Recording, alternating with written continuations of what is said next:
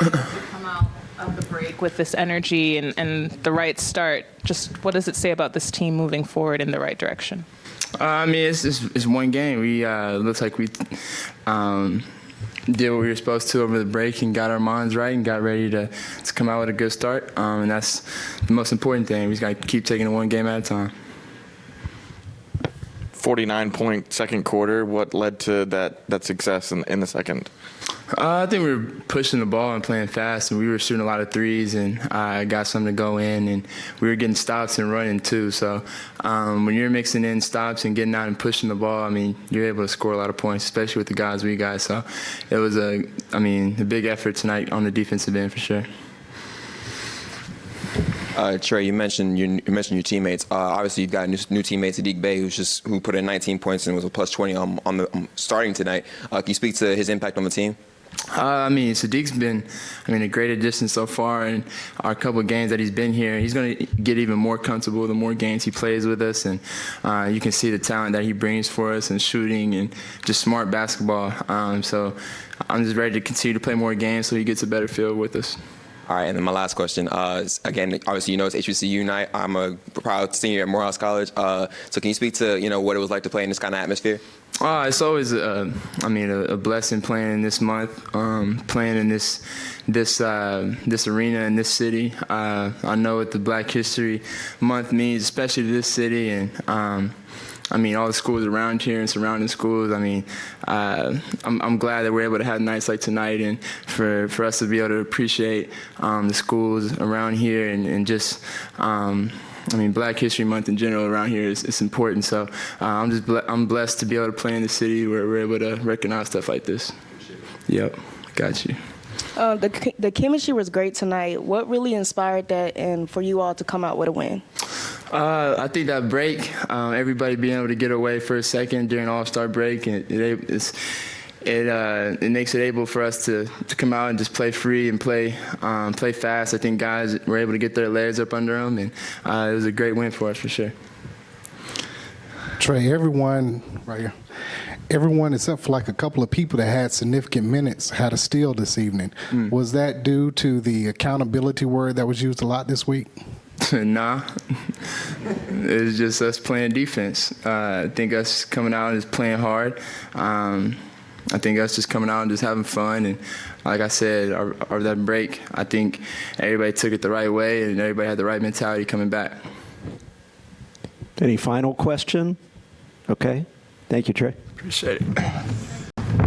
Yeah, since Garen said I'm going to start with some remarks, I guess I have to. No, but really good guys in terms of how we started the game. I honestly felt beforehand that we might be rusty just from having the break, and I felt we I understand at the very, very beginning of the game they got out to a lead, and Trae had 2 fouls, so there were some things that catch your attention. I think it was 13-6 or something like that. But overall, I felt we had a good rhythm, and then in the second quarter, and it started in the first, but our bench did a really nice job. So overall, very good team win and a great effort.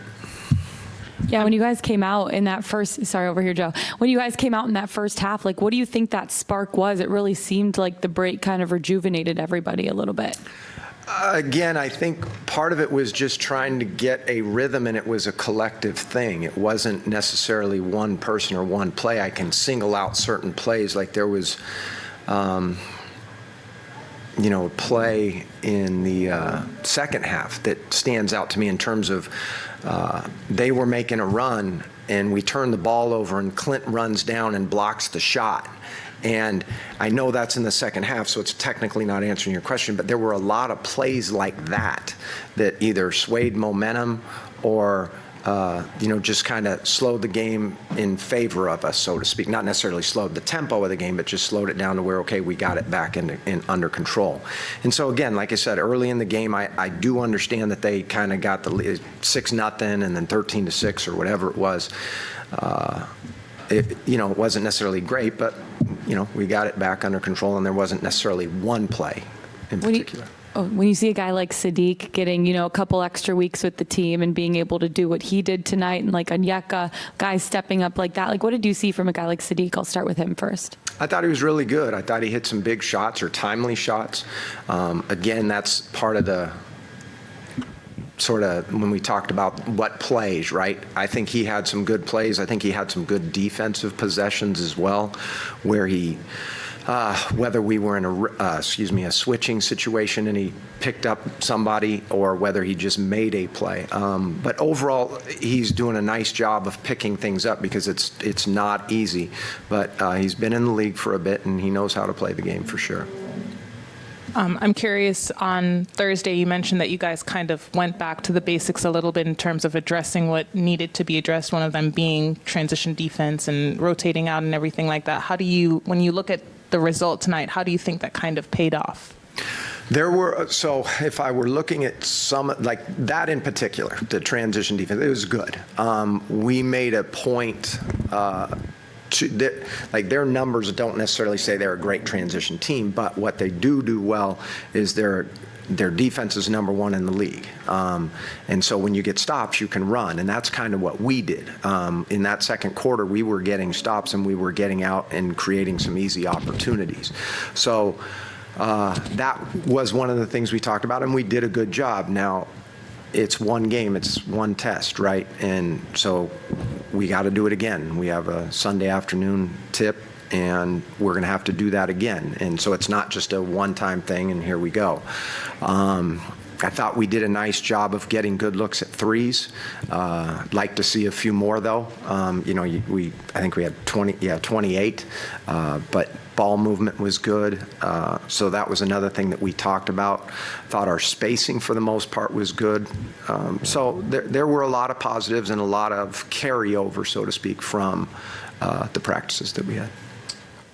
Coach, I have two questions. One is about that second quarter. Again, you guys had almost 50 points in that second quarter. So can you speak to, what took place in that second quarter? Actually, I have three questions. I'm sorry. Second question is, can you speak about, Sadiq Bey's contribution to the team? Obviously, he's new to the team. He got traded just recently. Can you speak to his impact on the team? He had a plus 20, I believe it was. Mm-hmm. And then the third question is HBCU night? It's a sellout crowd. It's really strong, really good energy. Can you speak to what it was like to get a W on this kind of night, especially a bounce back out of the All-Star break? Yeah, I'm not even sure I'm going to remember every question. Sorry about that. Sadiq, the bottom line with him is he's come in and he's been kind of put in a situation where he's got to learn a lot in a short amount of time. He plays multiple positions. He can guard multiple people. So what that's going to do is put him, like in certain situations, he's going to switch. In certain situations, he's going to be guarding the big, and he's going to have to know which coverage to call out to the small. In other situations, he could be involved with O or Clint, and in that case, he's going to have, potentially we could switch, but then he might be forcing the ball handler to do something. And so that's asking a player like him to come in. He does know that stuff, but terminology might be different. So that's what we were talking about earlier, is in a short amount of time, he's been able to pick things up, and he had a very good night tonight. Your third question about being HBCU and the crowd and the energy, Atlanta is an amazing city, and the fans here get behind their team. We had an event last night, which is another thing I give our players credit to. They were here last night taking pictures and talking to fans, and all the coaches were here and walking through the arena and talking to people and taking pictures, and the people embrace their teams here, and they love the Hawks, and our guys tonight gave them a great effort. Like I said, this is the number one defensive team by rating, and we put up a good number. And that gets back to the ball movement, the sharing it, the stops, like you talk about this 50-point quarter. Look at that. I remembered all three questions. The 50-point quarter, that was because we got stops and we ran and we moved the ball, we shared the ball. And there's a lot of things on here that don't even necessarily, like it says we had 14 turnovers. I didn't think we had, they weren't things that stood out like, okay, that's a problem. Like Aaron Holiday, one of the things that happened, Aaron Holiday had a turnover late in the game. And, he turned it over. We didn't like it. We just got it, okay, how does he get connected with the guy that he was trying to throw the ball to, right? Because they hadn't been out on the floor for, well, Lord knows how, it's late in the game. So there's just a lot of things that even on the stat sheet that don't show up that we just did that were really positive. And the 49 points were those things. That's what the scoreboard reflected, all the good things that we did. Thanks, Coach. Sure. Does anybody have 4 questions? No. Bogdan Bogdanovic looked kind of bouncy coming out of the break. There were a lot of occasions where he is helping and in the middle of the floor and getting back to contest a shot. He played 22 minutes. Is it sort of a concerted effort to kind of keep his minutes down? No, he could have played more, for sure. In the first half, one of the things that took place was he really got it going. And you don't want to extend his minutes in a particular run, meaning it's fine if if a guy plays 22 minutes and or let's say, even if he plays 30 minutes and he plays 8, 8, and 8, right? Now, I understand that doesn't add up to 30, but you bear with me, you understand where I'm going. But the point is, they're not as taxing. We had him at a 12-minute run, and part of it was because he was going so well. One of the things where I felt I could have made a better decision was I brought DJ back to close the quarter, but DJ wasn't able to sub out in the second, and Trae, so he went longer than I wanted, and then he came back quicker. So at halftime, he's played 18 minutes. Maybe I should have brought Bogey back at that time. But again, to answer your question, there was not necessarily a concerted effort to keep him at 22, but we do have to keep an eye on everybody's minutes and making sure they're as fresh as possible as we go through this stretch. Coach Jonathan from Real Talk Sports right over here. A quick question for you. How impressed were you with the team? You talked about energy and off-sheet stuff. It seemed like there was a lot of effort placed tonight, diving. How important is that for you going forward to keep that energy up with the team? That's the game. I mean, the energy and effort that you put into it is usually the energy and effort that you'll see those impacts like we were talking about earlier. All those things that we put into it led to a 49-point quarter or, different things that took place throughout the game. I mean, even the start, they're up 13, like I said, I think it was 13-6, and they end up with, if I got it right, 23 points. So, but that is it. If you don't have that, then the rest of it doesn't really fall into place. Coach, I'm just curious, how much of it was a learning experience for you tonight, especially kind of stepping back into the first chair? No, it's always. As soon as you think you know everything, you learn real quick that you don't. A lot of learning for me. Like I said, I gave you one example of Bogey. Like maybe I should have brought him back instead of bringing DJ back. There's other things, but definitely a learning curve and a lot to learn and a lot to build upon.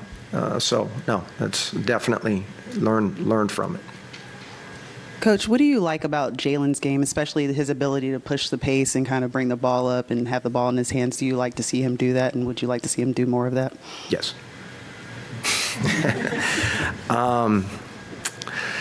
Yes, I do want to see that. I think one of the things that's difficult is if you always have to think about who he's out there with and how he can operate in that way. So if he's out there with Trae and DeJounte, well, they can handle and bring it up the floor too, right? So maybe there's less opportunities.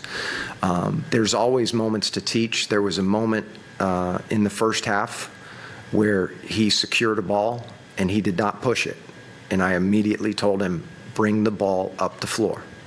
And, there was another point where another thing happened and I told him, no, you need to do this.